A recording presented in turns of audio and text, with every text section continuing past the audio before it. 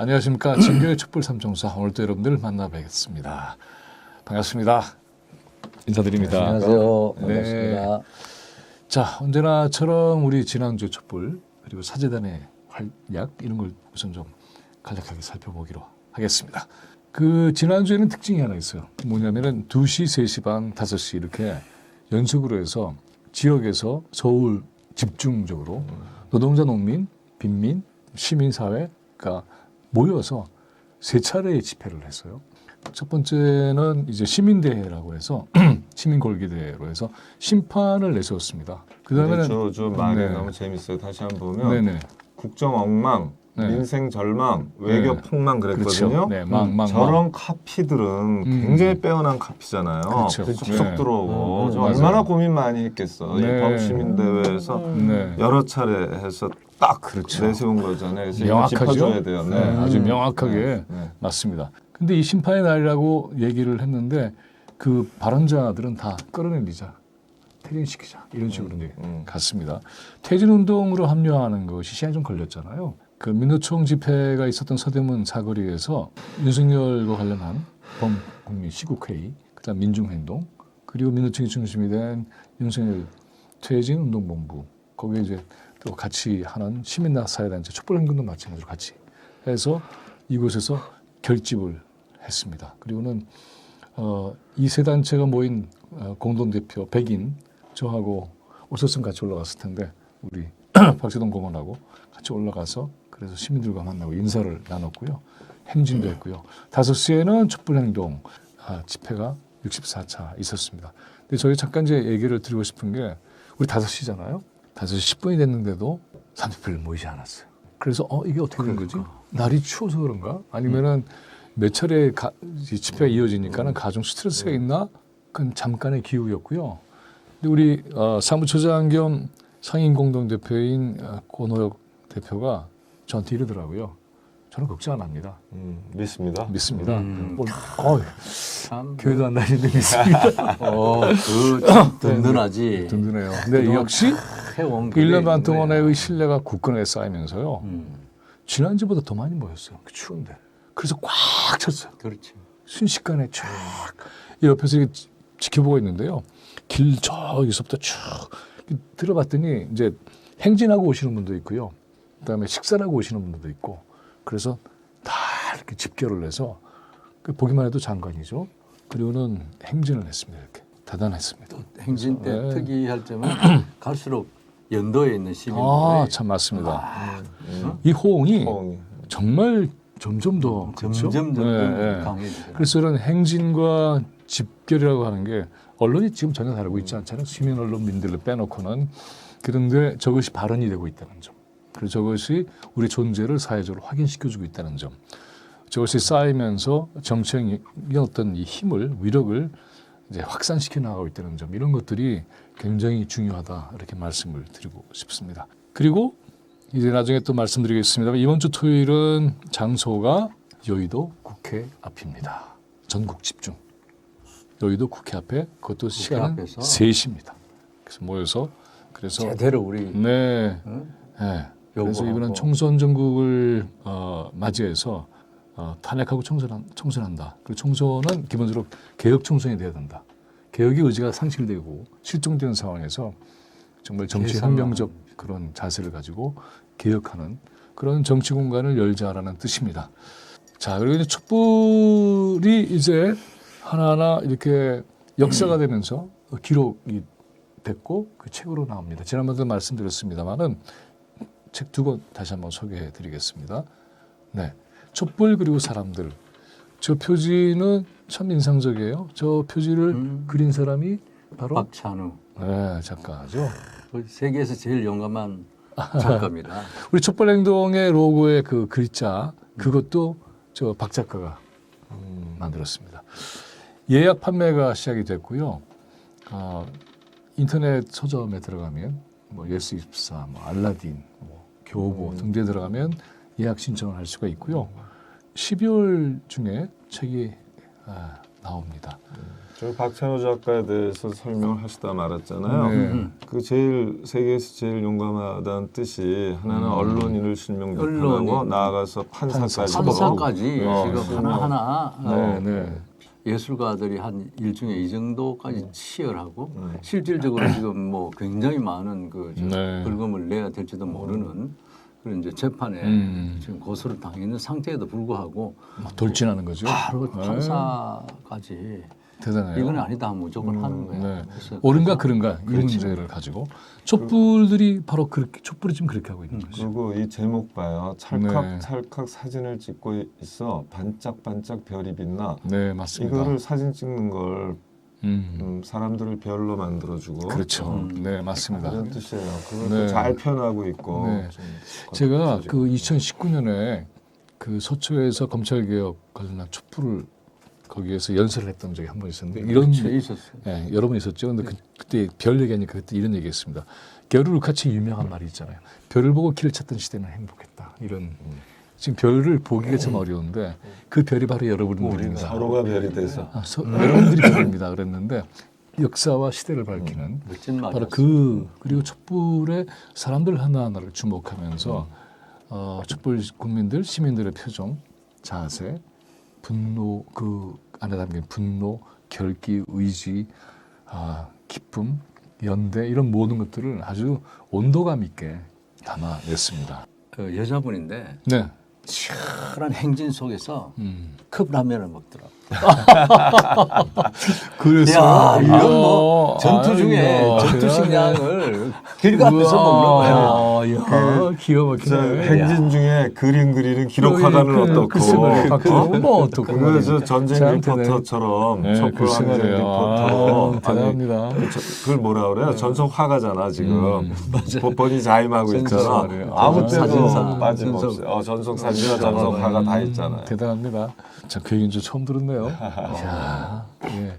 놀라운 예, 작품이야. 이 내일을 여는 책이에요. 출판사에서. 근데 이 출판사의 대표 김한정 대표가 이 촛불 그리고 사람들 이 책을 팔고 그 수익의 50%를 촛불 행동에 기부하겠다 이렇게 또 나왔어요. 정말 놀라운 일이죠. 그 친구도 정말 참 그래서 철없는 사람이야. 돈도 못 벌면서. 여기다 철없는 사람들이 앉아서 지금 이렇게 하고 있습니다.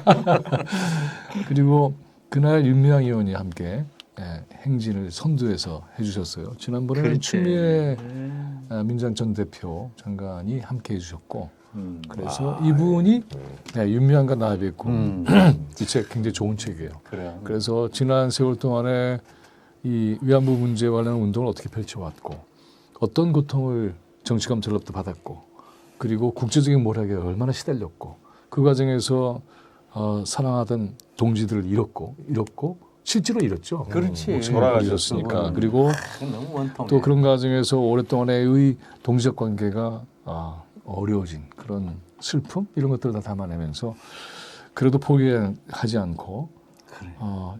일제 당시에 저렇게 강제로 끌려간 분들의 한을 푸는 그런 일에 계속 전력하겠다. 그래서 굉장히 응원이 필요하고요. 24일 날 국회에서 북콘서트를 합니다. 다음번에 또 한번 말씀을 드리려고 하겠습니다. 여러분 응원해 주시기 바랍니다. 천주교장이 유연사재단 의정부에서 했습니다. 이번에 그 의정부에서 했는데 특히 이번에 월요일 11월 13일은 전투일 열사 53주기였어요. 그렇죠. 1970년 11월 맞습니다. 13일입니다. 예. 네, 단 22살이었어요. 참 노동자는 기계가 아니다. 지금 하지 마십시오. 이런 걸 담아서 그 의정부에서 했습니다. 많은 좋은 말씀들을 해주셨고요. 이 왼쪽에는 그 노동자들과 함께 있는 전투일 열사의 모습이 오른쪽은 청계천에 있는 동상이죠. 22살. 네. 서울에 올라와서 처음부터 청계천 평화시장에서 일을 한 건 아니고 구두 닦기를 했고 그 다음에는 시다라는 말 썼잖아요. 재단사 네, 보조로 네, 네. 하고 그 다음에 재단사. 그리고 끊임없이 해고를 당했어요. 우리 다 알잖아요.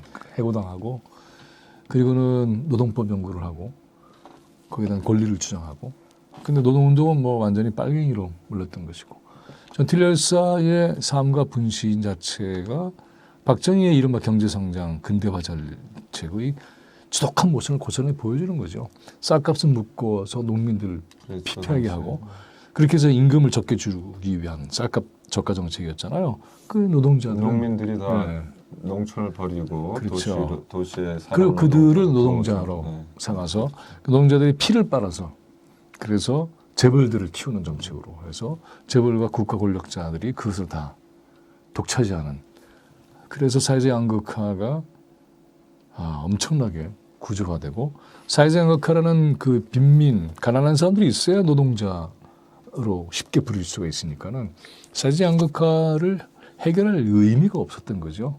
그런 식으로 해서 박정희의 이른바 경제 개발의 신화가 만들어졌는데 지금 윤석열이 그거 따라 하겠다는 거 아니에요.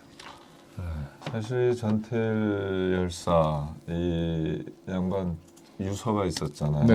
보면 언제나 이런 표현을 써요. 우리가 다 나를 아는 모든 나요, 나를 모르는 모든 나요. 그렇죠. 이게 놀라운 거예요. 모든 그대들의 전체의 일부인 나. 그렇죠. 이렇게 해서 우리가 모두 연결돼 있고 같이 함께 하는 거죠. 농촌이라는 언제나. 것을 네. 바로 나 자신이다. 그렇죠. 그렇게 생각해. 그래서 그 몇 살 어린 여공들 네. 의 처지를 그렇게 가슴 아파하고 자기의 모든 것을 네. 해주는데 정말 힘에 겨워 굴리고 굴리다 네. 다 못 굴린 그 덩이를 내가 안고 간다고 또 나의 나인 여러분들에게 안고 간다고 자기는 이제 결단을 했다고 이런 그 유서잖아요. 네. 이런 것들을 알고 나서 1970년 11월 13일 직후에 몇 사람의 굉장한 깨달음이 있잖아요. 우리 사회 예를 들어서 전체 민중신학의 그렇죠. 예. 시작이었습니다. 그 지식인 사회 전체가 충격을 받죠. 그럼요. 그렇죠. 네. 이게 청년 예수다. 음. 진짜 또 이렇게 아름다운 청년 이렇게 네. 아름다운 진짜 예수가 여기 있다 해갖고 당시 기독교 맞습니다. 운동권들이 네. 완전히 새로워지는 그렇죠. 계기를 네. 만병무 박사 문익환 그렇죠. 선생님. 맞습니다. 그래서 모두의 눈을 계기였죠. 새롭게 네. 뜨게 하는 거죠. 민중의 현실. 그 일기나 이런 걸 보면 이렇게 되어 있어요. 오늘도 하나의 등골이 휜다. 이 등골이 휘는 그러한 세상에 살고 있다. 그게 자기의 선택이 아니잖아요. 아까 우리가 얘기했던 것처럼 농민을 피폐하게 만들고 노동자들을 착취하고 그 속에서 살아남을 수밖에 없는 수많은 그러한 이 노동 대중들을 위해서 자기를 던진 바보회라는 걸 만들었잖아요. 맞아요. 그래서 세상은 바보로 여기지만은 근데 우리 보면은 오랜 그 이 민중문학의 세계적인 민중문학의 전통 속에는 바보 성자라는 전통이 있잖아요. 바로 그 바보 성자의 흐름 속에 존재하는 전태일 열사입니다. 그러니까 아까 민중신학도 바로 그런 바보회의 바보 성자. 세상은 보잘것없이 여기지만 세상은 초라하다고 여기지만 그래서 그 모양은 아름다운 것이 전혀 없는 것처럼 외면해 버리지만 그게 이제 이사에서도 나오는 그렇죠. 거니까 그런 모습으로 이 세상에 던진 그런 온몸의 절규를 우리 시대가 얼만큼 지금도 제대로 듣고 있는가 이거를 이제 사재단에서 이렇게 당시에 네, 보면은 이제 그 60년대 베트남 전쟁에 반대하면서 네. 스님이 결과부자를 한 채로 그렇죠. 베트남에서 요동도 않고 분신 베트남에서. 하시잖아요. 틴틴하고. 네. 등신불로 바치잖아요. 아, 그거에 이어서 그렇지, 이 그렇지. 70년 11월에 전태일 네. 열사 분신은 아마 세계사적 의미가 있을 거예요. 아시아 네. 전체에서도 그런 경우는 없잖아요. 자기 네. 몸에 부을 경우. 그리고 사실은 이제 또 얼마 전에 민주노총의 조직원이었고 촛불행동의 회원이기도 한 양해동 열사도 사실은 그 길을 마찬가지죠. 뒤따라갔습니다. 마찬가지죠. 그래서 네. 윤석열 정권을 끝내주십시오가 전태일 열사죠. 유언이었어요. 네, 그래서 이런 것들이 우리가 좀 깊이 기억해야 될 그런 역사적 사건이고 현재적 사건이기도 합니다. 네, 계속 볼까요? 지나가면서 한마디 보태면 네. 11월 13일은요. 우리 전태일 열사하고 네, 비교할 네. 수가 없는 것이지만 2019년 11월 13일에 아니다. 2020년 11월 13일에 네. 내 나라 내 파일 운동에 대법원 그렇죠. 판결이 났어요. 네, 그래서 내 맞습니다. 나라 내 파일 운동이 승리했는데 여기 우리 박재동 화백하고 저하고 네. 또 우리 김민영 교수도 물론 함께 하셨고요. 그래서 우리가 그 내 나라 내 파일 운동이라고 비밀 정보 기관에 대한 국민의 알 걸 불법 사찰, 적어도 불법 사찰에 대해서 국가안보와 관련이 없는 사항에 대한 사생활 침해라든가 또는 정치적 목적의 사찰에 대해서는 우리 법이 절대로 인정하지 않는다. 그래서 그렇게 모아진 사찰 파일에 대해 불법 사찰 파일은 그 피해자 당사자가 알 권리가 있다. 공개해라. 굉장히 중요한 이렇게 해서 거였죠. 네. 우리가 다 저는 저는 총 60몇 건을 받았어요. 아무튼.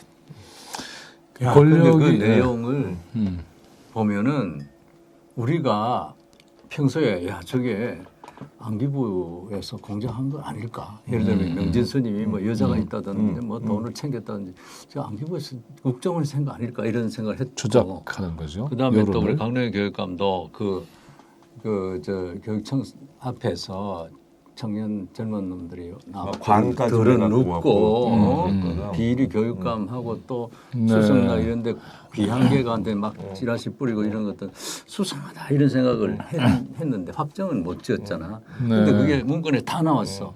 예. 그것이 그러니까요. 작전으로 돈을 심리전, 주고 심리전. 그렇죠. 심리전으로 네. 엄청나게 큰 성과를 얻어서 사실 우리 박근혜 때 정권 때만 해도 어떤지 모르지만 우리 사찰 당하고 있다. 그렇죠. 그 생각하자. 네. 이만큼 음울한 속에서 불안 속에 네, 살았어요. 지금 맞습니다. 그게 없잖아요. 그건 없잖아요. 그게 그걸 지금 좀 더 그 밀고 운동- 나가서 사실은 처벌까지 해야 되는데 네, 그런 때가 또 오기를 바랍니다. 계속 보겠습니다. 사제단이 이렇게 얘기를 해주셨고요. 이건 이제 잠깐 이제 얹은 건 뭐냐면 우리 성당 교회 얘기하다 보니까 생각이 난 건데 대통령실에서 저 사진을 올렸어요. 누군지는 아시죠? 김건 씨라고. 그 교회에서 조용히 혼자 올려도 돼. 골방에서 기도하면 될 텐데 예수님이 그러셨잖아요. 음. 남들 앞에서 과시하지 마라. 골방에서 조용히 기도해라. 저희가 자기 골방은 아닐 텐데. 제가 그래서 저거를 SNS에 올리면서 무슨 말을 써놨냐면 독실한 신자다. 독실에서 독실, 한다고. 독방, 독실. 그거는 근데 조만간에 독실에 가야지 않을까 싶은데 내가 저렇게 미리 준비까지 하고 참 저렇게 저런 사진을 찍어서 저거를 대통령실의 이름으로 박아서 저걸 보여야 돼요? 그럼 저기 사람이 좀 나가달라 했을 거 아니야. 그 성전 모독이에요. 저게 사실은 저런 식으로 해서 성전을 자기의 어떤 정치적 위세에 이용하는 거잖아요. 신성 모독입니다. 자, 손혜원 신부님 여전히 역시 주문을 외우십시오. 그래서 우리 주문 신부님 네, 그래서 대통령 윤석열을 그다음에 여러분 다 아시죠? 파면한다. 한번 해볼까요? 대통령 윤석열을 파면한다. 예. 그래서 하여튼 금년 안에 꼭 좀 파면시키자고 그렇게 얘기해서 거기 계신 분들이 아주 열화 같은 박수를 보냈습니다. 정당했죠. 노란방 봉투법과 방송법 3법 이거는 굉장히 중요한 그동안의 개혁 과제인데 노란 봉투법 조금 살펴보기로 하겠습니다. 네. 일단 이 많은 분들이 이 죽음이 있었고 그 위에 노동자들이 노란 봉투법을 요구를 했고 이번에 이게 됐어요.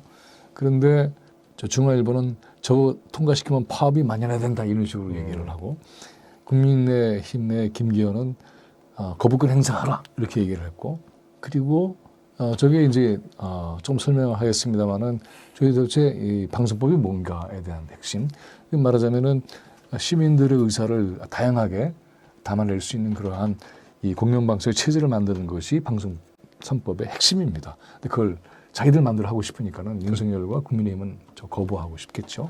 그래서 이 사회도 훨씬 다변화되는 이런 방식이고요. 근데 윤석열이 거부할 것 같다 이렇게 얘기를 하고 있고 민주당 이재명 당대표가 거부 좀 그만해라 수용해라 이렇게 얘기를 했고 그런데 이제 박민 KBS 사장 이 사람이 검찰 쪽에 확 붙었던 그러한 이 방송 기자 출신이죠. 근데 아니 문화일보 기자 그렇죠. 출신이에요. 기자 출신이죠. 그런데 들어서자마자 죄다 베어버렸어요. 그렇죠. 그래서 뭐 자기 반성의 혁신과 희생이라고 그러는데 희생을 막 시킨 거죠. 저기 우리 저 박재동 화백 그림부터 보고 그래서 그냥 시사 프로그램 더 라이브 뭐 주진우 하차 최강 시사 이수정 최경영 코너 하차 교체 뭐 최경영 하차 9시 뭐 뉴스 등등해서 하루 대학살을 했습니다. 임명 네. 첫날에 그냥 칼을 쫙 휘둘렀는데 네. 저렇게 정광석화처럼 권한을 쓰는데 저 사람들은 구테타를 한 거죠. 권한을 근데 저게 약속하고. 민주당에서 구테타라고 얘기하는데 이미 검찰 구테타의 산물인데 뭐 구테타가 새로운 것도 아니고 저렇게 할 게 뻔한 건데 저거를 결사적으로 막아야 되는 그런 상황이죠. 이동관이 앞장서 있고 그렇죠. 윤석열이 지휘에 뒤에서 가는 것이고. 있고. 네. 저 기계화된 사람들 터미네이터들이 그냥 쏘고 무조건. 저게 원래 원작은 피카소의 한국전쟁이죠. 그래서 한국전쟁에서의 미군이 한국 민간인 학살. 그 한국전쟁은 좀 다른 면에서 그래서 조명을 좀 깊이 해볼 필요가 앞으로 있습니다. 노란봉투법 불조저로 밀어버리겠다 이런 건데 물론 저 위에 저 노란 은행이 위에 잎 위에 가을 우체국 그러니까 앞에 써요. 이거 더 슬프네요. 그러니까 글쎄요. 내가 쓴다고 했는데 까먹어버렸어. 괜찮습니다. 네. 이미 우리가 딱 봐도 지난번 알겠습니다. 그 촛불 행동 수련회에서 수련회에서 세 함께 명이 같이 불렀죠. 네. 거기 보면은 그래서 네. 정말 비바람에도 굳건하게 버텨서 꽃을 피우는 그런 얘기가 담겨져 있어서 저희들이 그 노래를 불렀습니다. 참 이걸 그리면서 어떤 생각을 하셨어요? 원작자로서는? 원작자는 피카소인데 피카소. 자 만평 작가로서 말씀 보태주십시오. 지금 뭐 한국에서의 학살인데 이게 한국 방송에서 그 내용은 아주 똑같고 저렇게 네. 기계적으로 정광석화처럼 그림 그대로죠. 그대로죠. 저는 그래서 그 대상이 되고 있는 KBS 기자들이 들고 일어나야 된다고 봐요. 저걸 들고 일어나지 않고 저렇게 되면은 그러면 앞으로 더 심각하게 밀어붙일 것이고 이렇게 되면은 그렇지 않아도 지금 한국의 언론 방송이라고 하는 것이 굉장히 망가져 있는데 그 망가짐의 속도나 또 규모, 이 심각성은 조작이 좀 쉽지 않을 것이다. 이래서 국민들의 판단 능력을 완전히 박탈해버리는 끔찍한 사태가 그래서 생기는 강력하게 반발을 하지 않으면 이래도 되는구나 해서 더 그렇죠. 밀어붙이겠죠. 맞습니다. 그러니까 이제 이렇게 된 제도적 배경은 지금 방송법에서 네. 저는 KBS 이사회라든가 MBC 이사회를 구성할 권한을 가진 박문진 방송문화 진예라든가 뭐 EBS 포함해서 또 네. YTN 뭐 팔아먹고 뭐 이런 것들이 있잖아요. 그 공영방송의 공치구조, 이른바 지배구조라고 그렇죠. 불리는 공치구조가 잘못됐기 때문에 저런 박민 같은 사람이 아주 그런 극우적이고 거죠. 한쪽에 완전히 치우친 사람이 임명되는 거거든요. 그리고 임명되자마자 저 사람들은 뭐 권도를 그냥 막 그런 휘두른 거죠. 거고요. 네. 이번에 고침 방송법, 윤석열이 거부권 행사하겠다고 으름장을 놓는 그 방송법은 그 위원 구성을 다채롭게 하자는 거예요. 그렇죠. 네. 지금까지는 양당, 거대 양당이 주로 의원의 과반수를 장악하다 보니까 그리고 대통령까지 끼잖아요. 그 그러면 정쟁의 대상이 되게 쉬워진 이거 아니, 구조인데 나는- 시민사회가 거기 관여하는 구조로 바꾸는 거죠. 그렇죠. 네. 그러니까 이런 방송법 개정을 왜 이제서 이제 바로 하냐는 그겁니다. 것도 사실은 문제인 거예요. 네. 솔직히 문재인 정부 당시에 5년 때 했어야지. 당연히 했어야죠. 네. 그러니까 이게 이제 참 우리가 너무 탐난스럽죠. 늦은 건데. 대단히 안이했고 방송은 자기들이 충분히 다 관리할 수 있다고 생각한 착각이었죠. 그러니까 네. 법제도가 너무 중요한 건데 중립성이 요구받는 기관이 굉장히 많아요. 네. 그게 뭐 감사원도 그럴 거고 그렇죠. 국가권익위원회, 국가인권위원회,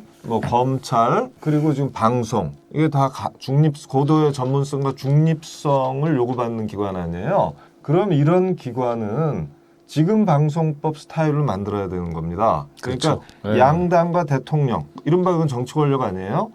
이쪽의 개입은 3분의 1 이하로 줄이고 나머지는 유관 기관들, 이해 당사자나 전문가 집단들을 그리고 시민사회.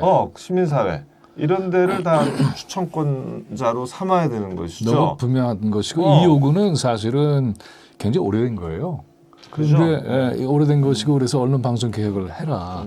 그래서 언론방송 개혁법을 통과시키라는 목소리는 문재인 정부 당시에도 꾸준히 있었습니다. 그런데 이거를 전혀 하지 않았던 책임이 있는 것이고 그래서 해놔도 거부권과 직면하게 되면 사실은 또 좀 망가지는 거죠. 그래서 그렇기 때문에 이건 네. 뭐 거부권 행사 대상이 아니죠. 사실은 행사하면 안 되는 거잖아요. 안 되는 거죠. 네. 왜냐하면 중립성을 요구받는 기관을 정치적으로 구성한 다음에 중립성을 요구하는 거는 연목부호잖아요. 그렇죠. 예. 그러니까 이제 드디어 중립적으로 이 사회 그 지배기구를 운영 지배기구를 이제 구성할 수 있게 만든 거니까 이건 잘못을 바로잡은 거예요. 그렇죠. 이것을 거부권 행사한다는 네. 건 진짜 넌센스죠. 이거는 무책임의 극치잖아요. 탄핵 맞습니다. 예. 탄핵, 진짜 탄핵 그런 거예요. 그 중립성도 이따 이제 우리가 민들레 시민을 민들레 얘기할 때도 잠깐 좀 언급하겠습니다. 중립성에 대해서는 여러 가지 얘기가 있죠. 그렇죠. 당연히. 그래서 중립성이라는 개념을 좀 넘어서서 역동적 균형성 뭐 이런 것들이 좀 필요한 것 같아요. 그래서 이게 끊임없이 이 역동적 균형성은 변화잖아요. 고착된 게 아니고. 그래서 이런 논의들이 서로 충돌하면서 또 격론하면서 새로운 경로를 만들어가는 그런 형태의 구조를 만들어내야 되는데 전혀 그렇지 못하고 약간만 기울어버리면 1%의 차이가 있어도 어느 한쪽이 독점해버리는 이런 구조잖아요. 그 1%의 차이가 어마어마한 차이가 돼버리거든요. 말이 안 되는 그걸 거죠. 근데 지금까지 네. 법률로 다 보장해 왔어요. 사실은 잘못된 법이죠. 예를 들어서 국가인권위원회 그러면 이거 정권이 좌지우지하면 안 되잖아요. 그럼요. 기본이잖아. 네. 근데 대통령이 3명하고 여당이 그러니까. 1.5명 하는 거거든. 그리고 대통령이 지명한 대법원장이 3명 해요. 그러면은 이게 언제나 그래서 이 구조가 맞습니다. 7대2 뭐 9대2 이런 식으로 유지가 되어 왔거든요. 이거 잘못된 법이에요. 그러니까 기본적으로 이게 이제 앞으로 바꿔야 얘기할 되는 수 있는 거예요. 정치혁명 개혁의 가장 중요한 것은 대의제라는 포장 속에 직접민주주의 영토를 넓히는 게 굉장히 중요한 거잖아요. 맞아요. 근데 직접민주주의 영토를 제거를 했기 때문에 개헌 발의권, 탄핵 발의권도 국민한테 없어요 지금. 그러니까 이런 것들이 민주정부를 여러 차례 거쳤는데도 불구하고 해결되지 못했다는 점. 그리고 당시에 이제 민주정부의 민주정당이 최다수를 가진 이런 경우도 제대로 하지 못했다는 점은 비판하고 넘어가야 될 것이지만 아무튼 간에 그렇지만 이거를 덮어줄 수는 없는 것이죠. 바로 이것을 그겁니다. 거부권 그렇죠. 행사한다는 바로 건 이건 그겁니다. 있을 수 없는 네. 것이죠. 그냥 만시지탄이 있다고 우리가 얘기하는 그런 것이고. 거죠. 네, 맞습니다. 그래서 방송의 역할이라고 하는 게 기존의 이른바 전통적인 기성의 방송 매체의 위력은 과거에 비해서 상대적으로 떨어지긴 했지만 그러나 이 갖고 있는 어떤 공식성의 힘이 있기 때문에 그럼요. 그래서 그걸 무시할 수가 없는 거 아니에요? 그럼요. 네. 그럼요. KBS에서의 방송인 대학살이 벌어지고 있는 사태는 저지시켜야 됩니다. 이건 묵과할 수 없는 그리고 거죠. 이거는. 노란봉투법 얘기 좀 해보도록 하죠. 노란봉투법은 도대체 어떤 건가? 뭐 기본적으로는 이제 노동자의 파업권을 세 가지가 보장해 있죠. 주는 세 거잖아요. 이제 가지가- 그 출발해서 그렇죠. 얘기를 하는 것이고, 예, 말씀하세요. 노란봉투법은 세 가지가 있는데요. 세 가지 내용인데 하나는 사용자 범위를 확대하는 거예요. 그렇죠. 네. 그 과거에는 노사 교섭을 할 때 바지 사장이 나온다 이거죠. 그러면 노동자 쪽에서 바지 사장 말고 실제 지배권을 가진 사람 나와라 그렇죠. 이럴 수가 있는 네. 거잖아요. 근데 그것이 원청과 하청 회사를 생각해 보세요. 그러면 원청 회사 사장이 하청 조건으로 하청 노동자들의 그 근로 조건을 좌지우지한단 말이에요. 네. 그럼에도 불구하고 서로 회사가 다르다는 이유로 원청 회사를 얼굴도 못 보게 한 거거든요. 분결이 났을 때는 이제 아예 관여를 못하게 그렇죠. 하는. 그래서 이 부분에 네. 대한 예외. 당연히 네. 실질적 지배권을 행사한 정황이 뚜렷한 경우에는 사용자성을 인정해라. 그러니까 원청에 책임을 대해서도. 분명하게 그래서 만드는 거죠. 사용자성을 확대하는 부분이 네. 있고, 그 다음에 이제 책임 회피 못하게 하는 거죠. 그죠, 그렇죠. 가장 중요한 건. 두 네. 번째로는 이제 쟁의를 통해서 이 교섭을 하잖아요. 그러고 나면은 노동쟁의를 못하게 하는 게 우리나라엔 굉장히 많습니다. 맞습니다. 네. 그래서 이 권리 분쟁, 이익 분쟁은 교섭 대상이고 쟁의가 가능한데 이른바 권리 분쟁은 그게 안 된다. 그러니까 해고의 정당성, 부당성을 다투기 위해서는 절대로 쟁의를 할 수 없다. 뭐 이런 거예요. 쉽게 말하면. 근데 이 부분에 대해서도 일정한 요건 아래서 풀어야 돼요. 안 그러면 우리나라는 거의 모든 중요한 쟁점을 노사 협상과 노사 쟁의로 자율 해결할 수 있는 길이 막혀 있어요. 그렇죠. 그렇기 때문에 이 부분을 그렇죠. 넓히는 네. 거고요. 좀만 보완하자면 사실은 이제 노동자들의 가장 강력한 것은 파업권이잖아요. 단체 행동권이고 파업권인데 이것을 그 쟁의라는 게 이제 그렇죠. 파업권이거든요. 그렇죠. 근데 여기에 이 권한을 보장해주지 않으면 협상을 거친 다음에 해고해버린단 말이죠. 이게 너무나 일상적이 되기 때문에 그 말하자면은 파업 못하게 하는 거잖아요. 사전에. 그렇죠. 이런 파업권이 없으면 협상력 자체가 사라져요. 그렇죠. 물론 이제 그래서, 이런 말이 있어. 단체 행동권이 없는 단체 교섭권은 단체 구걸권이다. 그렇죠. 이게 맞습니다. 딱이잖아. 그 종이 호랑이죠. 그러니까. 그냥 이거 뭐 아무것도 아닌 거죠. 그래서 해볼 테면 해봐. 난 나중에 너 자를 거야. 이렇게 된 상황에서의 이 교섭이라고 하는 이 힘의 균형은 완전히 무너지는 건데. 그러니까요. 그래서 노란봉투법은 어떻게 그걸 되냐면 보장해주는 굉장히 그렇죠. 중요한 초석입니다. 이제 노란봉투의 세 번째 내용은 뭐냐면 쟁의 범위를 넓혔잖아요. 그러니까 그렇죠. 파업 네, 대상을 범위를 넓혔단 말이에요. 그러면 현행법에 따르면 지금까지는 이게 너무 좁았기 때문에 걸핏하면 불법 파업이 돼. 그렇죠. 그러니까 불법 파업이 되면 업무방해죄로 깜빵에 가고 또 그 다음에 피해 보상. 손해배상을 하라고 그래. 엄청난 그렇지, 거죠. 그렇지. 네. 민사배상을 하라고 그래요. 네. 그러니까 이게 도대체 노동자들이 그것 때문에 압박을 네. 받아서 생을 마감한 분들이 여러 있었잖아요. 맞습니다. 네. 그래서 이 부분은 기본 법리가 적어도 책임 범주를 정할 땐 말이에요. 더군다나 제3법상의 책임 범주를 정할 때는 뚜렷한 증거가 있고 개별화돼야 돼요. 그런데 지금은 그냥 연대 책임을 무조건적으로 물었거든. 그러다 보니까 막중하게 그것도. 다 위원장급이 되는 거야. 다 네. 쟁의위원장급이 돼버리는데 이건 잘못이거든요. 그래서 이 부분을 합리적으로 조정한 거예요. 개별 입증을 해서 개별 책임을 물어라. 관여한 정도, 책임질 정도만큼 물어라 한 거니까 이것도 너무나 당연한 거예요. 네. 그래서 이 두 번째 있죠. 쟁의 대상을 넓힌 거는 OECD나 ILO 국제 기준을 부합하는 방향이었고요. 이에 따라서 이제 손해배상 범위를 제한하는 것도 당연히 뒤따르는 조치고 사업자의 책임, 그 실질적 책임을 묻는다는 건 법의 실질 원칙에 정확하게 부합하는 거기 때문에 이것도 그렇게 쉽게 거부권을 행사한다든가 하는 건 있을 수가 없는 겁니다. 맞습니다. 이게 이제 노란봉투법의 기본 발상은 노동자들의 생존권의 권리를 지켜주는 거잖아요. 그런데 기존의 노동법이라고 하는 것은 노동자들의 생존권을 지켜주는 게 아니라 노동 투쟁할 수 있는 권한을 뺏는 방식으로 했기 때문에 뭘 해도 우선 이념적으로 빨갱이라고 몰렸던 역사가 있었고 또 그다음에 일단 그래 그럼 할 수 있게 해줄게라고 해놓고는 온갖 제약 조건을 달아서 법의 책임은 법적 책임을 묻고 재정적 책임을 묻고 그렇죠. 꼼짝달싹할 수 없게 만들어 놓고 이거를 두려움의 무기로 쓴 거 아니에요. 니네 해볼래? 니네가 더 크게 당할 걸. 이거 하나 얻으려고 니네 그렇게 죽어볼 수는 없잖아. 하지 마. 이렇게 만들어 버린 그렇죠. 거죠. 근데 노란봉투법은 그런 이 공포의 장막을 해체시키는 굉장히 중요한 시발점입니다. 그래서 노사 네. 균형을 잡는 네. 노사 교섭력의 균형을 잡고 노동자의 생존권을 그렇습니다. 보장하는데 네. 상당히 필요한 법이거든요. 자본의 독점 지배 구조 자체를 균열을 내는 거죠. 그래야만 이 노동자들이 사실 개인적으로 뭐 불가한 일이잖아요. 그리고 노조라는 것이 있다 하더라도 쉽지 않아요.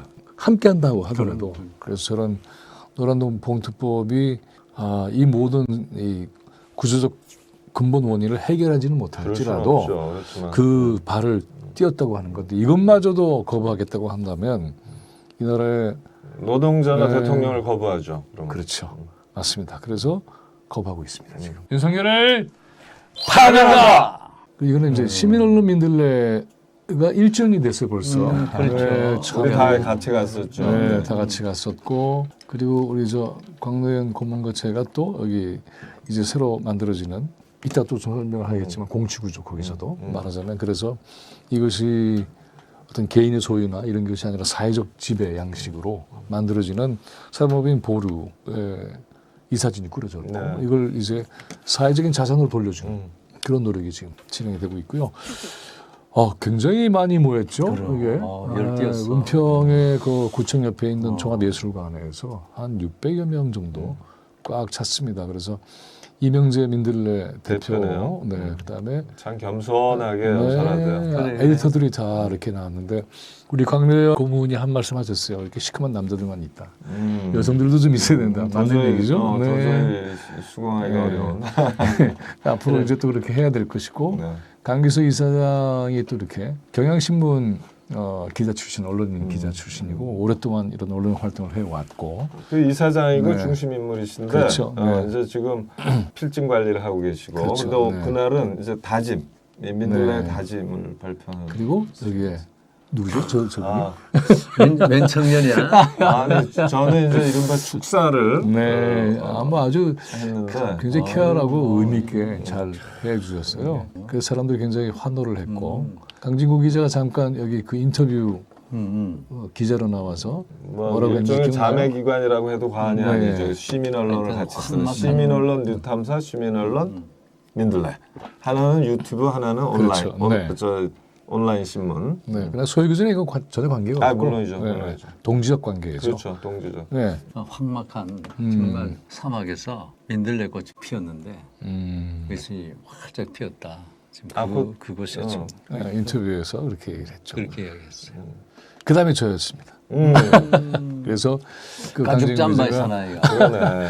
그 오늘은 이제 그 촛불 광장에서처럼 사자우를 토하지 않으셔도 됩니다. 이렇게 나중에 한번 결국은 민들레와 함께 힘차게 나가자 이렇게 했습니다만은 정말 이 민들레의 탄생은 한국 현대 언론사에서 우리나라 굉장히 중요한 사건 중에 하나가 된다라는 얘기를 한결에 했고요. 아, 그날 정태춘, 박은호 이 두 참 분이 좋았죠. 정말 이 고맙고. 함께 해주셨어요. 그래서 모두가 참 황홀한 시간을 황홀했죠. 인생 공연이고 네. 우리가 박재동을 보유해서 행복하기도 하고 정태춘 글쎄 보유해서 말이에요. 행복하다. 뭐 또 김민웅 다 광노현 정말 이런 분들과 동시대를 사는 게 네. 너무 행복하다는 시간이었어요. 정말 많은 인생 공연이었어요. 네, 내 인생의 모두가 공연. 너무나 기뻐했죠. 네, 그래서 이 자리 그 자리가 정말 시민과 함께하는 언론이라는 게 얼마나 소중한가 하는 것을 뿌듯하게 느끼게 했습니다. 참 그 거칠은 황폐하고 썩은 땅에서 민들레가 피고 그것이 이제 1년이 지나니까 홀씨가 하늘을 이게 묘하게 나하고 전혀 의사소통이 없었는데 제가 축사 마지막을 이렇게 했어요. 우리 모두가 이 벌판이 되고 바람이 돼서 이 민들레 희망의 홀씨를 퍼뜨려 나가자고 그랬거든요. 딱 그거가 그림. 저 전혀 의사소통이 없었어요. 나도 모르게 그게 들어와 있었어요. 시대 정신과 시대 감성이 통했다를 너무 이해를 할 좋았어요. 수가 그래서 저 이걸 있습니다. 보는 순간에 맞습니다. 그 말씀이야. 바로 그 말씀이 그림이 된 거죠. 맞아요. 우리가 이제 보면은 촛불 시민과 함께 하리라고 기대했던 이른바 진보 언론들이 전혀 그렇지 않은 현실을 보여주고 그것이 있어서 가장 저는 네. 참담합니다. 그렇죠. 가장. 그런데 이제 비빌 희망의 언덕이 하나 생겼습니다. 근데 사건 하나가 터졌어요. 우리 이제 일상 작가가 노래도 하고 작곡도 하고 대단한 사진 작가잖아요. 그러면 전시회 개인 전시회 거의 뭐 세계적인 수준이에요 저는 보는데 그 작품을 후원으로 내놓으셔서 이렇게 했는데 그거를 그 로비에 네. 한 7, 8군데 그렇죠. 이지상 작가의 그림, 사진 작품이 그렇죠. 전시돼 있었어요. 근데 철거하는 과정에서 문제가 생겼어요. 이거 뭐 잘못한 거죠. 그래서 이산 작가가 상당히 좀 힘들었던 거를 알렸는데 민들레가 그 다음날 이 사건을 정확하게 알고 그런 즉시 저렇게 사과문을 올렸어요. 저 사과문이 가장 많이 본 뉴스 1위가 됐어요. 저러면서 그 이산 작가도 그 자기가 올렸던 에세이에서 내려줬고 그 전에 사과문 당연히 내려줬고요. 그래서 이거 잘 받아들여 주셨고 그리고 처음에는 많은 분들이 실망도 하고 힘들어했는데 공개 사과문이 나오면서 다시 이런 이 진보 언론, 시민 언론, 민들레에 대한 신뢰도 복구하는 과정이 됐고. 가장 중요한 것은 우리 사회에서 예술가를 어떻게 대할 것인가 하는 문제를 아주 본질적으로 우리 모두에게 생각하게 했기 때문에 굉장히 중요한 의미가 있다고 봅니다. 한 말씀 해주세요. 그래서 그런 관점에서 그렇죠. 우리가 눈을 뜨면 많은 그 볼거리들, 들을거리들, 생각할 거리들 속에 살고 있어요. 뭐 이런 것도 있고 이런 것도 있고 뭐 TV도 있고 자동차도 있고. 근데 사람이 만들어낸 소중한 것들이죠. 그러나 그 모든 것들 중에서 가장 높고 가장 귀한 것, 그것이 무엇이냐? 그것은 작품이에요. 그렇죠. 제품이 아니고 네, 작품입니다. 제품이 아니고 작품. 네. 그렇죠. 작품에는 그 사람의 인생이 들어있고 삶이 들어있고 철학이 들어있을 뿐만 아니라 시대의 사람, 꿈이 들어있고 꿈이 있고 그것은 사랑이 있기 때문에 사랑이 형체화한 겁니다. 사랑이 형체화한 것이 작품인데 그래서 인류가 만들 수 있는 가장 고귀한 이렇기 때문에 사람이 고귀하다고 말할 수가 있어요. 예술가가 해주기 때문에 그런 것이면서 또 그의 인격체이고 그의 분신이기도 한 그 예술 작품을 그걸 그냥 짐작 다룬다는 것은 사람 자체를 모멸하는 거죠. 인간 자체를. 그래서 모욕감을 느꼈을 것 같아요. 그래서 그 절대 안 사과문에도 그런 모욕감을 느끼신 것에 대해서 깊이 사과한다고. 그리고 시민들에게도 사과한다고. 아니 우리 박화백이 늘 이렇게 얘기해요. 누가 대통령이든 누가 권력자든 상관없는데 이 권력자가 다른 사람 앞에서 굽힐 이유가 없다. 없을 것이다. 물론 굽히면 겸손한 사람이겠지만 그러나 예술가 앞에서만큼은 맞습니다. 언제나 굽혀야 된다. 맞습니다. 이 정도로 네. 예술이 우리 사람 생활에 차지하는 비중과 가치를 높이 왜냐하면 그게 사랑의 표현이고 맞습니다. 이거 아름다움의 추구이기 때문에 이게 없으면 세상이 얼마나 삭막하고 우리 삶이 얼마나 맞습니다. 허울올 거를 알잖아요. 그래서 그렇게 말씀하시는 분이거든. 사실은 우리 박하백이 예술가와 다들 공감했잖아. 네, 그 얘기를 맞어요. 전에 들을 때. 문재인 대통령하고 뭐 그런 선거 때 네. 그런 기획한 그런 모임이 있었는데 제가 그렇게 이야기했죠. 음. 예술가가 정치인 앞에 머리를 숙이는 세상을 만들면 안 된다. 맞습니다. 정치인이 예술가한테 머리를 숙이고 무엇을 해드릴까요? 해야지 예술가가 정치인에 가서 이런 걸 해달라고 하는 그런 그 비참한 미개한 세상을 만들면 안 되고 맞습니다. 대통령께서도 앞으로 예술가를 만나서 인사를 하면 예술가보다 조금 더 숙이라고 했어요. 잘하셨습니다. 실제로 조금 그래. 네. 그러니까 우리 사회가 바로 이렇게 예술가, 그리고 존경받는 철학자 이런 분들에 대해서 정말 또 오랜 세월 동안에 그러니까 예술가에는 연기자도 포함되어 있어요. 그럼요. 이런 분들이 우리 세상의 새로운 가치, 아름다움을 창조하고 또 성찰을 창조하고 이런 분들에 대한 우리의 존경심. 한마디를 더 보태면 어린아이가 그림을 끄적끄적 그렸어. 그림을 그렸어. 그걸 함부로 취급하면 안 돼요. 맞습니다. 그 아이들이 그렸다고 해도 그것이 그 아이의 모든 것이거든요.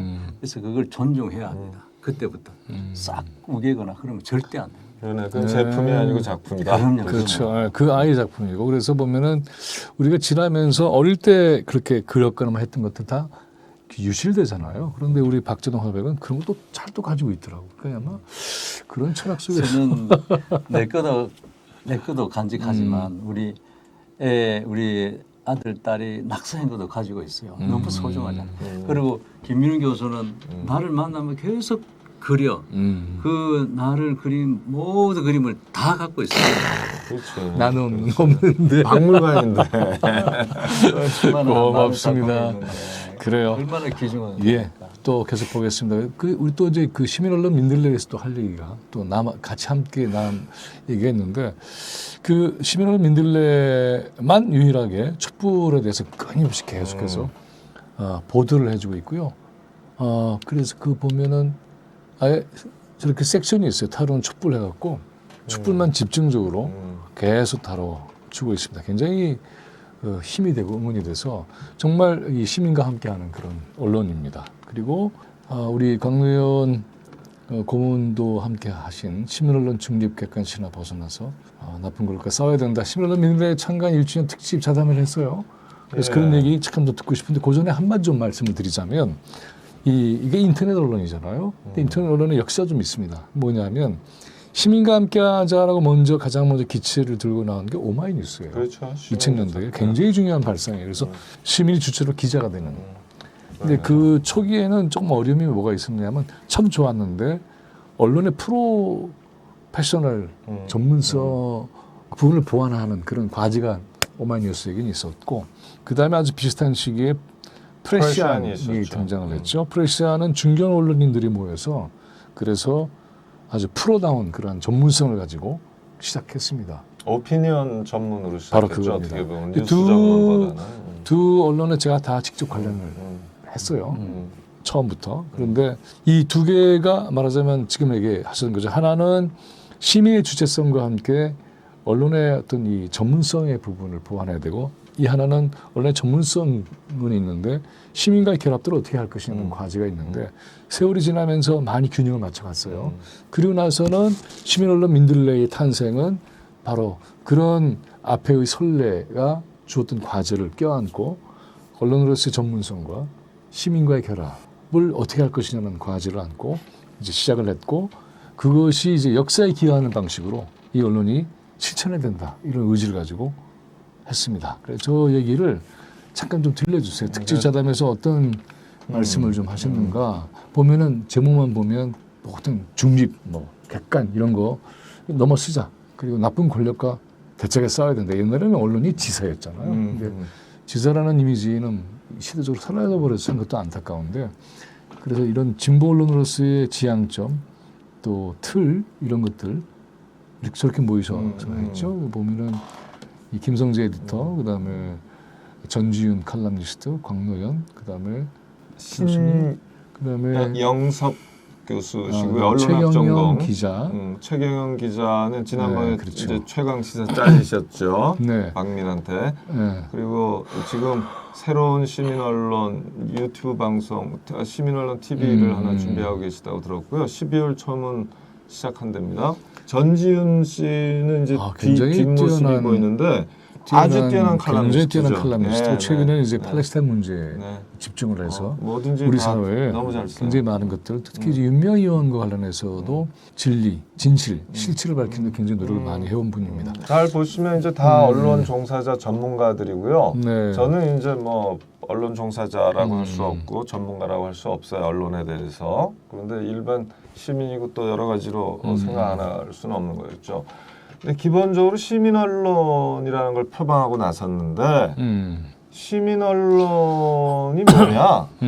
도대체 시민이 돈을 내고 후원한다는 뜻이냐? 시민이 출자한다는 뜻이냐? 시민이 경영 그 운영 지배 구조에 참여한다는 뜻이냐? 뭐 여러 가지 차원이 있을 수 있잖아요. 네. 또 시민이 기사나 뉴스를 생산해낸다는 뜻이냐? 이제 여기에 대해서 여러분들 어떻게 생각하시는지 한번 그냥 생각을 해보십사 하는 거고요. 이 안에서도 그런 얘기들이 오고 갔다고 보시면 되고요. 그렇죠. 제가 이 과정에서 얻게 된 건 하나 있어요. 뭐냐면 우리가 이제 시민 언론이라는 게 처음 시작할 때 시민이 돈을 대건 시민이 구독 신청을 하건 사실은 규모의 경제가 잘 안 돼요. 어렵죠. 그러니까 규모의 경제가 안 되니까 범위의 경제, 그러니까 다양한 내용들을 취재하고 보도하기도 어려워요. 그렇죠. 이런 이제 한계 속에서 출발을 할 수밖에 없거든요. 취재 자체도 굉장한 제약이 있는 거죠. 그렇죠, 네. 그렇죠. 그래서 이제 이 문제가 여러 가지 이제 한계를 줄 수밖에 없는데 이걸 어떻게 돌파하냐는 문제이기도 하고요. 이 부분이 재밌는 논쟁이라기보다는 지적들이 오고 갔는데 시민 언론을 과연 광고로 기준으로 해서 판단할 건가? 시민 언론 재정을 재원에. 광고로 충당하는 게 좋은가 아니면 시민 후원으로 충당하는 게 좋은가 해서 대기업 광고 몇 개의 의존도가 높으면 그건 나쁘죠. 이미 자본으로부터 네. 지배받으니까. 그러나 아주 자잘한 생활 물품들 만드는 중소기업이나 이런 게 뭐 100개가 있다. 그런 사람들이 또 뭐 우리 흔히 출판사들 광고도 하고 그러잖아요. 그래서 이런 쪽에 광고를 재원으로 삼을 경우에는 당파성 문제가 좀 약해지고 안 그러고 독자의 후원으로 지탱이 되면 독자의 그 정치적 성향에 맞춰야 되잖아요. 그런 문제가 있다. 그래서 이거를 일률적으로 말할 수만은 없는 부분이 있다. 이제 이런 얘기가 오갔어요. 이거는 내가 나누고 싶더라고. 결국 이제 아까 우리 저 방송법 관련해서도 얘기했지만 역동적 균형성. 왜 시스템을 갖출 것인가. 그러나 큰 전제는 저게 뭐 다 나왔던 것 같은 나쁜 권력과 싸운다. 그리고 역사적으로 옳다면 그 편에 선다. 이것은 당파성이라고 하는 개념에 들어가는 것이 아니라 역사의 진로에 대한 신념과 가치니까 그거는 분명하게 한다. 그거 자체가 흐려지면 곤란한 거죠. 그래서 그런 큰 틀의 힘은 분명하게 경로를 만들어내고 그다음 그 과정에서 생기는 여러 정치적인 고민들, 사회적인 고민들, 경제적 고민들은 또 이런 역동적 균형성의 틀 안에서 해나가고 그거를 하기 위한 이 구조로서 공치기구라고 공치 시스템이라고 할 수 있는 사단법인 보류가 시작된 거죠. 그렇죠. 네. 그리고 여기서 또 하나 보태고 싶은 건 이거 이날 내가 재밌게 든 걸 네. 공유하려고 그러는 건데 미디어 비평이 있잖아요. 네네. 그러니까 미디어 비평 두 가지일 거 아니에요. 하나는 자기가 미디어니까 언론사가 우리가 보도한 내용을 사후적으로 성찰해보고 비판해보는 거가 있고 또 하나는 타사의 그렇죠. 예, 타 언론기관의 보도 기사를 비판하고 성찰하는 게 있잖아요. 근데 이 미디어 비평은 언론사가 정말 싫어할 뿐만 아니라 왜냐하면 타 언론사를 반드시 해야 됩니다. 비판하면 타 언론사의 비판을 받으니까 그렇죠. 안 하는 게 네. 좋다는 거죠.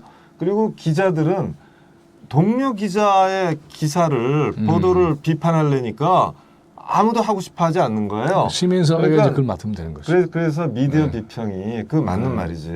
그 미디어 비평을 하는 방법 중에서 독자위원회를 구성해서 사후적으로 맞습니다. 하는 네. 방법이 있고 또 왜냐면처럼 독자들의 네. 기고를 충분히 받아주는 방법도 있고 여러 가지가 있잖아요. 네. 또 내부 공치 구조를 잘 마련해서 공식적으로 전달하는 네. 방법도 있겠고 한데 이거 미디어 비평이라는 건요. 우리가 이 민주 시민의 가장 핵심적인 능력 중에 하나가 언론에 대한 비판적 그 비판 역량을 갖추는 거 아니에요? 그렇죠. 왜냐하면 언론이라는 그렇죠. 네. 안경, 언론이라는 창을 통해서만 우리는 세상을 보기 때문에 그 사회적 사유의 내용을 결정짓는 그렇죠. 거기 때문에 형식과 내용을 매우 중요합니다. 또 추이도 네. 결정하거든요.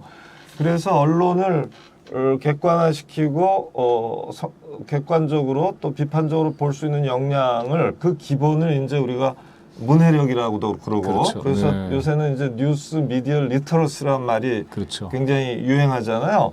그러니까 이 미디어 뉴스 리터러시를 독자들에게 길러주는 거는 모든 언론기관의 사회적 책임 중에 대단히 중요한 것이고 결국 이제 비판 철학의 그렇죠. 그러니까 근간을 가지고 해야 되는 민주주의를 거죠. 민주주의답게 네. 끊임없이 발전 쇄신시키는데 아주 근본적인 거예요. 맞습니다. 그럼에도 불구하고 언론사는 내부적으로 또 상호간에 미디어 비평을 안 할 101가지 이유와 유인을 갖고 있잖아요. 그래서 이 부분을 돌파해야 된다. 민들레가 그 작은 크죠. 언론사가 네. 미디어 비평란을 스스로 만들어서 네. 매주 2개씩을 싣고 있는 거에 대해서 제가 박수를 보낸다. 그렇습니다. 네. 저도 저의 사회적인 생활의 출발은 언론인이에요. 언론으로 출발을 했고 또 오랫동안 또 이제 미국에서 그 언론인으로서의 공부도 하면서 역할을 해왔죠. 그런데 그 과정에서 지금 미디어 비평 얘기하셨지만 사실은 미디어 비평에 굉장히 중요한 기여를 한 분이 노암 촘스키예요. 예, 그렇죠. 노암 촘스키가 그 뉴욕타임즈부터 비롯해가지고 근데 뉴욕타임즈가 단 한 번도 노암 촘스키를 싫지 않습니다. 그러니까. 지금까지. 그런데 이런 미국 대외 완전 정책의 주류란 뜻이죠. 대외 정책의 문제부터 시작을 해서 미국 사회 문제까지 뉴스가 보도하는 것이 정말 진실인가? 여기는 지배계급의 시선이 들어있지 않은가? 그리고 다른 정책적인 어떤 이 업무가 관련돼 있지 않은가? 이런 것들을 하나하나 짚고 자본의 지배 질서가 언론을 규정하고 있는데 이거를 드러내지 않고 과연 이런 언론 미디어 비평이 가능한가? 이런 여러 가지 숙제를 초기부터 지속적으로 냈습니다. 그래서 이런 것들이 지금도 여전히 작동하고 있고 특히 팔레스타인 문제와 관련한 보도 바로 그런 거에 직면한데 바로 엊그제 뉴욕타임즈의 본사 뉴욕에 있는 본사 앞에서 시위가 벌어졌어요. 뭐냐면 왜 팔레스타인 문제 정확하게 편파적으로 하지 하느냐. 않느냐. 그리고 무슨 컨플릭트냐 갈등이냐 일방적으로 공격하고 있는 건데 이렇게 해서 이 뉴욕타임즈가 또 이런 문제도 직면을 했습니다. 내 세우자야. 보겠습니다. 팔레스타인 좀 보면 이렇게 좀 이 처참한 상황이에요. 네, 이렇게 병원입니다. 정말 끔찍하잖아요. 하얀색은 잠깐 다시 한번 보겠습니다. 가자지구에 대한 폭격 그리고 저 결과 또 시신들 병원 이 비통한 그런 현실들을 그대로 보여주고 있어요. 그리고 저 방송에 나간 바로 직후에 이 가족들이 다 죽음을 면치 못했는데 저희 보면은 being exterminated. 우리는 지금 현재 진흥령으로 몰살을 당하고 있고 멸절당하고 있다. 이런 얘기를 합니다. 그래서 그 여러 곳에서 지금 여기에 대한 시위들이 벌어지고 있는데 이게 좀 뭐냐 하면 기후위기와 관련한 곳에서요. 팔레스타인 문제를 정식으로 제기를 했고 툰베리 있다 하시잖아요. 툰베리가 여기서 발언을 했어요. 그 기후위기 운동을 하는데 팔레스타인과 연대하겠다. 그때 어떤 남성이 마이크를 뺏는 그런 장면을 찍은 것이고요. 런던입니다. 그리고 바르셀로나 이렇게 도처에서 이제 이런 일들이 벌어지고 있고 이 병원 아이고 이스라엘 폭탄이 병원을 치죠. 하마스에 대해서 여러 가지 평가가 있어요. 그 10월 7일 날의 테러 공격에 대해서는 좀 정당하기가 어려울 거예요. 지적받기 어렵죠. 민간인이 죽었으니까는. 근데 그것도 이제 민간인지를 삼고. 네, 그런데 긴 역사를 보면 가자가 겪었던 70몇 년, 5년 동안의 그 비극적인 참상과 비교를 할 때에 하마스가 왜 저렇게 할 수밖에 없을까라고 하는 측면도 봐야 되고. 우리는 독립운동기를 겪고 그랬기 때문에 금방 비교적 알죠. 이해가 쉬운 거예요. 그렇죠. 사실은. 네, 그런데 그래서 또 하나 이제 그 하마스가 팔레스타인 가자지구 팔레스타인의 지지를 받는 가장 중요한 이유 중에 하나가 학교와 병원을 짓는 게 하마스의 가장 중요한 정책이고 정치였어요. 근데 이 병원들이 계속해서 폭격을 당하고 처음에 어떤 병원이었죠? 그래서 한 500명이 사망을 했는데 우리가 안 했다면 이스라엘 이렇게 얘기했지만 그 다음엔 계속해서 병원을 폭격하고 있거든요. 그 다음에 뭐 아무런 변명도 하지 않고 그대로 하고 있습니다. 우리가 네. 조금 이제 페어하게 또 얘기를 할 부분은 있어. 뭐냐면 지금 저 병원과 학교 밑에 여러 가지 그 대피 시설이라든가 또 뭐 작전 본부라든가 할 수 있어요. 했을 거예요. 그리고 했다는 주장이 많아. 나는 그 실질이라고 보는데. 그렇다고. 그런데 유엔 인권 대표라고 있어요. 네. 그 유엔에서 인권에 대한 총 책임자죠. 과거에는 인권 고등 판문관이라고 불렀지만 지금은 이제 인권 대표라고 부르는 최고 대표라고 부르는데 이 사람이 그랬어요. 설령 인간 방패로 사용되고 있다 할지라도 그것을 민간인이고 병원이고 학교를 거기에 아이들과 부모들이 분명히 있는데 환자들이 있는데 그걸 알면서 인간 방패 시설이라고 해서 폭격하는 거 공격하는 건 있을 수 없는 것이다. 이것은 똑같은 전쟁 범죄라고 공식 최고 당국이 규정을 했어요. 그다음에 이어진 말 또 하나 있습니다. 또 하나 중요한 게 그 말과 함께 인간방패의 개념이 이렇게 하면 안 된다. 왜냐하면 가자 지구는 아주 작은 곳에 200만 명이 살고 있는데 밀집도가 가장 높은 그래요. 곳인데 그 인간방패를 얘기할 수 있느냐. 이 삶의 자체가 그렇게 돼 있는데 그걸 인간방패라는 말로 해서 공격에 대한 어떤 이 면피로 하지 마라. 이렇게 얘기했어요. 그러니까 이 이스라엘은 계속해서 그러니까 하마스가 팔레스타인 주민들을 인간방패로 쓴다라고 얘기하는데 엄청난 이 인구 밀도가 있는 상황 속에서 누구든 그렇게 되는 것이니까는 사실은 저 공격 자체가 가둬진 상태에서의 일방적인 폭격이라는 점. 그다음에 전기와 물을 끊어서 그다음에 이 산모라든가 급한 환자들이 전혀 생존의 어떤 시스템을 전혀 지원받지 못하고 있다는 점. 그리고 아까도 봤지만은 병원 자체를 폭격하고 이제는 지금 병원 자체를 폭격하는 것에 대해서 일체의 잘못됐다라든가 미안하다든가 뭐 사과한다든가 이런 건 없어요. 이제는 없어요. 전혀 없는 상태에서 저렇게 하는 것이 아까 했던 것처럼 being exterminated. 무슨 뭐 이 extermination 하면은 벌레 죽이는 데 쓰는 말이거든요, 영어로. 박멸하는 거죠. 그러니까 이런 식으로 해서 멸절하는, 박멸하는 이런 상태를 견딜 수 없다 해서 아까 보셨다시피 전 세계, 워싱턴 DC의 것도 지난번에 보여드렸습니다만은 굉장히 강력하게 일어나고 있어요. 그래서 적어도 뭐 서로 지하에 그런 게 있다 하더라도 저는 민간인들이 지금 그 병을 치료하고 있고 그런 데가 아니에요. 저걸 저렇게 할 수 있나? 어떻게 저런 발상을 할 수 있나? 뭐 어마막지하게 봉쇄되는 사회 국가들은 다 저걸 겪었잖아요. 사실 그렇죠. 의료품 부족, 네. 북한도 다 겪었던 그렇죠. 거고 지금도 아마 상당 정도 겪고 있을 텐데 진짜 한 단면만 갖고 뭐든지 얘기할 수는 없죠. 다 배경과 역사가 있으니까. 근데 아무튼 너무나 가슴 아픈 일들이에요. 제가 이제 최근에 이제 제가 1990년부터 2000년 초까지 팔레스타인 문제를 비롯해서 중동 문제를 집중적으로 제가 글을 썼고 그다음에 그 미국 웨스트에 취재하고 한겨레 말지 이런 데 계속 썼었죠. 그렇죠. 예, 계속 썼었고 잘 읽었지 그때. 예, 그걸 바탕으로 해서 이제 팔레스타인 문제를 최근에 좀 집중적으로 좀 보고 있습니다만은 저 가자 지구의 비극은 뭐 기본적으로 1948년 이스라엘의 폭력적인 건국 과정에서 벌어진 그런 학살, 추방, 또 팔레스타인 주거지에 대한 이런 이 불도저로 밀어버리는 이런 사건 위에 있는 거죠. 그래서 이런 것들이 출발점에 가장 중요한 거는 뭐냐? 그래서 최근에 보면은 뭐 서구 제국주의 중에 바로 직접 그거죠. 관련 없는 나라가 없어요. 사실은. 예, 그럼요. 예. 영국, 프랑스, 독일, 예. 러시아 그렇죠. 다 관계 있거든요. 다 관계 거기다 있죠. 그 다음에는 몇십 년 동안 미국이고. 그렇죠. 그러니까 맞습니다. 이게 지금 그러니까 제국주의 서구가 자체, 풀어야 될 그렇죠. 제국주의 업건데. 자체의 유산이에요. 제국주의 우리도 사실은 제국주의 세제의 유산 그렇죠. 속에서 분단되고 전쟁을 겪었던 건데, 그래서 우리는 그냥 금방 이해하잖아요. 이해하고 저 사태를 풀어내기 위한 노력이 필요하다 그래서 보면은 지금 이제 그 휴전 얘기하고요, 공격 중지하라, 그 다음에 팔레스타인을 해방시켜라. 그런데 이 저 팔레스타인 연대 운동하는 분들은 딱 핵심 하나예요. 그러니까는 이 시스파이어 공격 멈추라 이거 이전에 본질적으로는 이스라엘의 점령 상태를 끝내라. 그 점령 상태에서 모든 문제가 출발한다. 이 문제에 대해서 우리 앞으로 사실 1차 전쟁 때 네. 48년 1차 전쟁 때 가자를 점령한 거 아니에요. 그렇죠. 사실은. 네. 나중에 줬다가 다시 또 한 번 그렇죠. 점령이 되는데 이집트 쪽의 영토였으니까 그렇죠.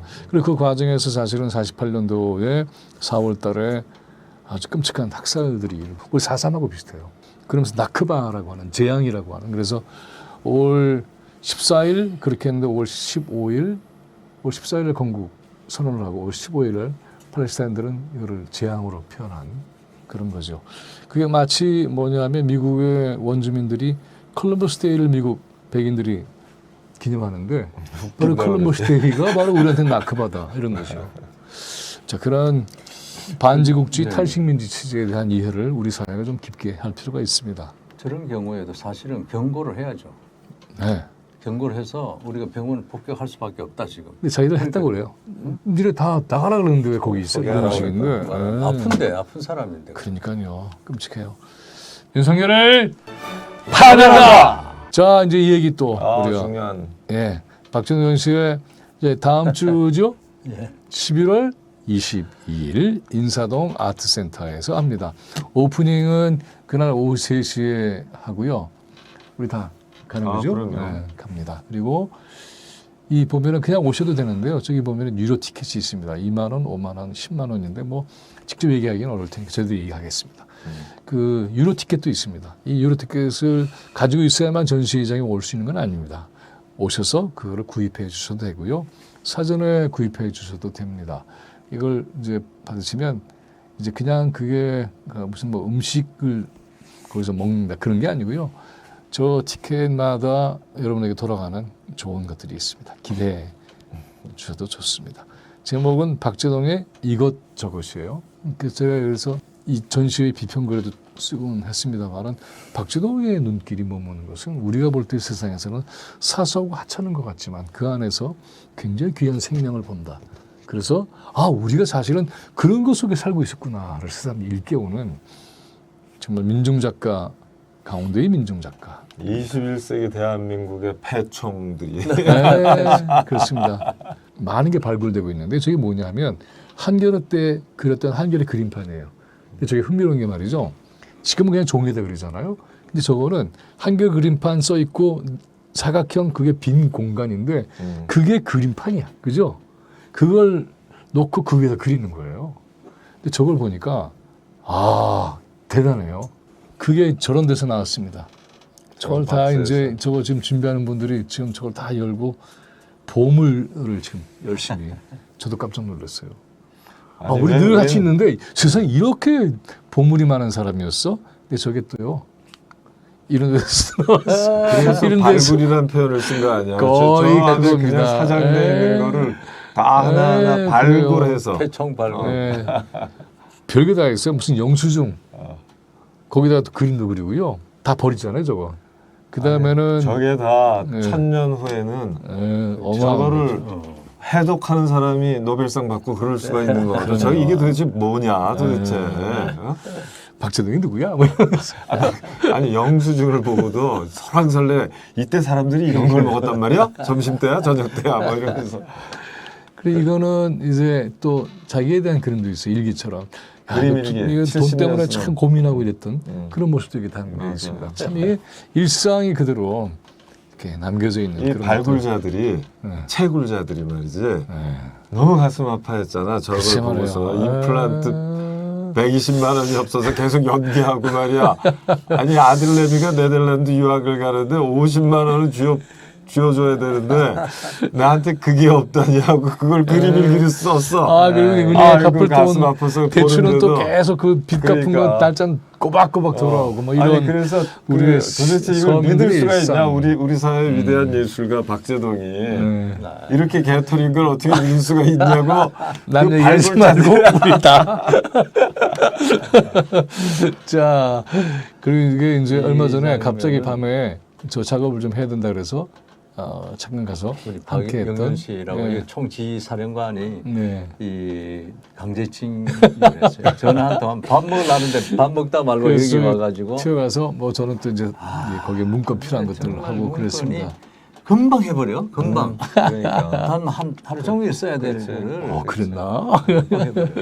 그러니까 자꾸 그러니까. 징발 당하는 거예요. 저 아까 봤던 쪽에 보면은 저걸 좀 확대해서 보여드리는 건데요.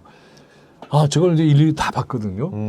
봤는데 사람만 좀 바꾸면 고스란히 지금도 그냥 이렇게 볼 수 있는. 그래서 네, 우리가 그 이유가 뭐냐면 네. 아까 얘기했잖아 우리가 저 방송의 그런 정치적 중립성조차도 확보가 안 됐잖아. 그 옛날이나 지금이나 똑같았잖아. 그렇죠. 30년 네, 동안. 맞습니다. 네. 그러니까 왜 똑같냐면 구조와 구조를 떠받들고 있는 그렇죠. 법제도가 네. 같았다는 거예요. 권력과 그걸 자본 자체가 그만큼- 뭐 여전히 그걸 지키고 있었으니까. 그러니까 그건 너무 추상적인 발언이고 그것을 통제할 수 있는 민주주의적으로 통제할 수 있는 법과 제도가 사실상 맞습니다. 발전하지 않고 그대로 네. 답습됐다는 것이 계속 중요한 기득권을 이유지. 유지해온 거죠. 그렇기 때문에 기시감이 계속 있는 맞습니다. 거거든. 네. 결국 구조가 안 바뀌는 데서. 맞습니다. 그리고 이건 잠깐 다른 얘기인데요. 저게 이제 박재동 화백이 그린 그림이잖아요. 팔레스타인 관련해서. 저걸 제가 페이스북에 올렸는데 삭제를 당했어요. 그러니까. 그리고는 이제 경고를 받고 아, 그 다음에는 무슨 활동 몇 가지 딱 못하게 만들었어요. 그 노출도를 제동하고 이런 건 어떻게 좀 해야 되는데 그래서 제가 이제 이의를 제기했는데 자기들의 결정이 옳다 뭐 이런 식이 돼서 우리 지금 이 페이스북을 통해서 많은 사람들이 겪고 있는 일이거든요. 그래서 우리 토종 글로벌한 SNS가 누가 좀 만들어줬으면 좋겠다. 네, 그래서 이게 좀 뭔가 힘을 좀 받았으면 좋겠다는 저게 생각이 이제 들더라고요.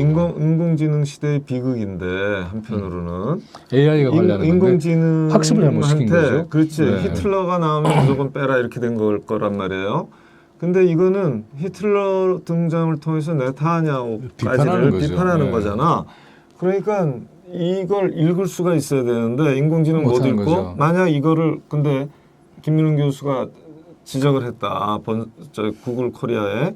그러면 거기서는 이건 잘못된 거네요. 하고 입력해서 정리를 해야 그렇지. 되는데 그렇게 해줘야 안 하고 되는데 있기 때문에 그런 것이고. 오만방자한 것이죠. 원작자는 전혀 문제가 없었고 그래서 저게 또 그러니까. 이제 신고로 해서 겨냥하는 것도 있습니다. 그래서 이런 것들을 글로벌하게 이런 SNS 공간에서의 민주주의를 어떻게 해결할 건가 하는 그렇죠. 것도 이게- 매우 중요한 과제가 됐습니다. 그렇죠. 지금 빅브라더지 뭐 지금 그런 구글이 겁니다. 알아서 우리가 한번 어떤 걸 선호하는 듯한 기색을 보이면 그 선호에 맞춰서 확증편이 강화되고 계속 네. 광고 띄워주지 이런 것들 다 알아서 지들 입맛에 안 그렇죠. 맞는 거 전부 다 네. 삭제하지 이게 뭐 동생을 찾았습니다. 이게 참 기가 막힌 묘미인데. 네. 자, 그래서 이것은 이제 박재동 손바닥 아트라는 그 이 예술 철학에서 시작된 그런 박재동 전시회인데, 화가이기도 하지만 미술 교사이기도 하죠. 네, 근데 우리 노래방에서는 사람들이 노래를 부릅니다. 음악 시간 말고도 얼마든지 부르는데 왜 미술 시간이 있음에도 불구하고 우리나라 사람들은 노래방에서 노래하듯이 즐기지를 못할까? 여러 가지를 생각해 보니까 첫째는 우리나라 미술 교육은 너무 점수를 매겨. 미술은 점수를 매기면 안 됩니다. 매길 수도 없잖아요, 사실. 다 고유한 작품이 그럼요. 그 매기면 서로 즐기고 얘기를 나누면 되는 거예요. 근데 그거를 그래서 주눅이 들어있어 우리나라 사람. 그림 한번 그려보자 하면 외국 사람들은 막 그려. 근데 우리나라 사람들은 아니 나는 못 그려. 그려도 막 가리고 그러는 거야. 그런 게 하나 있고 그 다음에는 또 결정적인 게 뭐냐면 그림이라 하면 그림을 그린 다음에 최소한 미술 시간에 했더니만 스케치북을 떠올리는 거죠. 거기다 채워야 돼. 그거 다 채우는군요. 옛날에 색깔 다 채워야 돼. 공간 없이 이렇게 또 하게 됐으니까. 강제로 징발해가지고 시간을 주고 채우라 하면 몰라도 그냥 생활 속에서 채우라는 거의 불가능한 거예요. 그렇죠. 예술가들도 그거 하나 채우려면 힘듭니다. 그러니까 이게 그런 큰 것은 안 맞는 거죠. 그래서 저는 이제 요만 하면 족하다는 거죠. 요만 손바닥만 요만 하고 또 요거 반도 좋고 아주 작은 거야.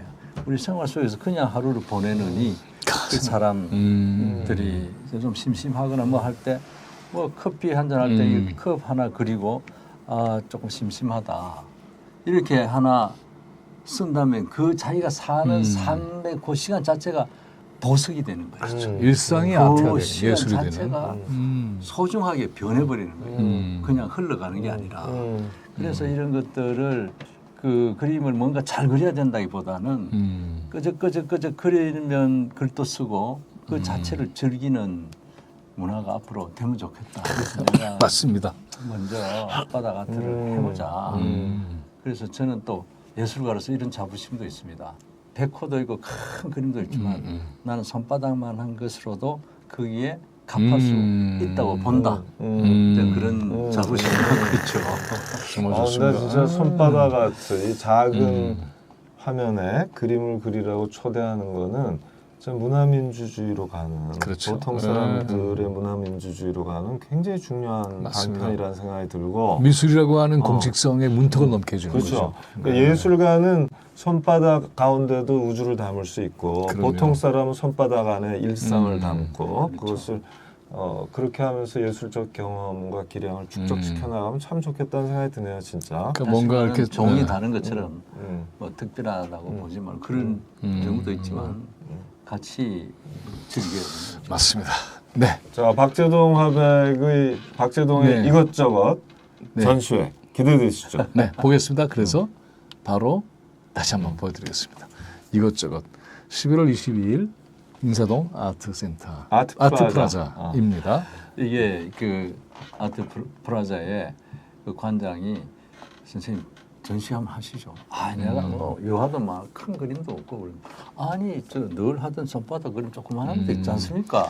이렇게 같이 그러니까 또 내가 격려해 주는 분들이 계시니까 아이고 그러네. 예, 잘 됐습니다. 미술관 관장이 그렇게 해주니까 아이고 용기를 고맙습니다. 자, 많이들 와 주시기 바랍니다. 일주일 하죠? 네네. 네, 근데 계속 제가 이 얘기 꼭 네. 보태고 싶어. 사람들은요 생전 10만 원, 20만 원, 30만 원짜리도 미술품을 안 사. 일반 99%의 사람들이 안 사거든요. 그냥 그 미술 복제 시장에서 이런 것만 돈이 많은 보죠. 사람이 사는 것처럼 생각하는 것도 다 있으니까. 그렇게 생각하는데 예. 그렇게 가면 우리 아들, 딸, 우리 친구 예술가들이 살 길이 없잖아요. 뭐 맞습니다. 먹고 살아요. 네. 근데 심지어 우리 박재동 화백 같은 대예술가도 아까 같은 그림 일기가 나오는 판 아닙니까 지금? 자, 그래서 이건 많이 진짜로 오십시오. 그래서 많이 오시고 유료 티켓도 우리가, 많이 사주시고, 네. 유료 티켓도 사주시고 특히 오셔서 그런 아주 무겁지 않은 가격에 네. 소품들 좀 많이 사주십사. 정말 또 드리지 제가 않을 수가 없어요. 또 그런 분들에게 또 캐리케이처도 그려드리고. 그러면 고맙습니다. 그건 더 물어주는 기쁨이네. 네, 즐거움이고. 그리고 저기에 오시면 우리 촛불 시민들은 촛불 일기도 보실 수가 있습니다. 네. 예. 다음 주는 국회입니다. 아까 말씀드렸다시피 오후 3시입니다. 전국 집중입니다. 그래서 국민의 목소리와 정치인들이 만나게 하는 국민의 명령을 들어라 이런 겁니다. 탄핵 그리고 명령을 들어라. 그렇죠. 특히 이제 민주당은 좀 전투를 해라 이런 뜻으로 또 이렇게 그려졌죠. 그 정치 개혁을 앞세운 걸 해야 되는데 이재명 대표가 정치 개혁 하지 말라 이렇게 경고 한번 하신 거죠.